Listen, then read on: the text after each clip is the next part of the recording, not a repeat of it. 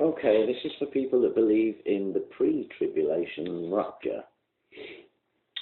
Right, I think we should go to 1 Thessalonians chapter 4, verse 15 to 17.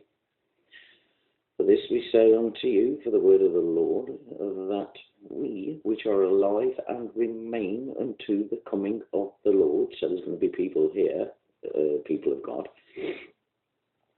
unto the coming of the Lord, shall not prevent them which are asleep. Right? So there's going to be some of us, that are alive. For the Lord himself shall descend from heaven with a shout. So just to confirm it, this is when Jesus arrives, okay? Right? He's going to descend from heaven with a shout and the voice of an archangel, and with the trump of God, and the dead in Christ will rise first. Now, someone threw that at me, and that was an explanation for the pre-tribulation rapture, right? And the dead in Christ shall rise first. I was thinking, well, are you dead? But anyway, so we've got to the point here. This will confirm it, that they will be caught up at some point, okay? But it's when Jesus arrives, okay? So the Lord himself shall descend from heaven with a shout. Verse 17, then we which are alive and remain shall be caught up together with them in the clouds to meet the Lord in the air. And so shall we ever be with the Lord. Okay, right, so when did it happen? When Jesus arrives. Okay.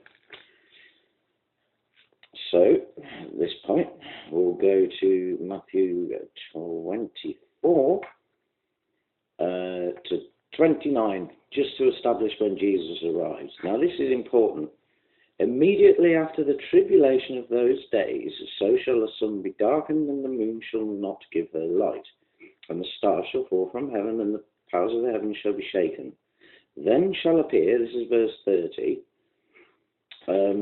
the sign of the Son of Man in heaven, and then all the tribes of the earth shall mourn, and they shall see the Son of Man coming in the clouds of heaven with power and great glory. Okay, this is on about when Jesus arrives. When does he arrive? Verse 29, Matthew 24, verse 29, immediately after the tribulation. He doesn't say he's coming a few times around this time period. I mean, who would want to do that anyway? If you were someone like that guy, you know what I mean? You wouldn't want to keep coming back here. So, basically, it's immediately after the tribulation. That's what Matthew says in there, immediately after the tribulation of those days. Some then will argue and say, oh, well, we've been through the tribulation. We're in the seven year period. Well, no, we're not. If we go to Revelation chapter 9, verse 14, for instance. Now, this is just one example. Have we seen this yet? Saying to the sixth angel which had the trumpet, loose the 4 angels which are bound in the great river Euphrates. And the 4 angels were loosed, and which were prepared for an hour and a day and a month and a year. Right? For to slay the third part of men. Has that happened yet? Did that just happen and we didn't recognise it? That these 4 angels which are bound in the great river Euphrates, which is drying up, right? And the 4 angels were loosed. And they're going to slay the third part of men.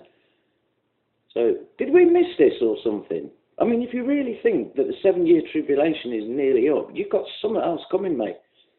That hasn't happened. You can't say that just escaped everybody without any kind of notice at all. Do you know what I mean? You got 4 creatures coming out of the river Euphrates that are going to slay like a third of the part of men. You're going to know about it, right? So seriously, you pre-tribulation rapture people have got to get this together, because like when you realise that you're not going to be taken by the Lord, you might be taken by these demons that are claiming to be aliens.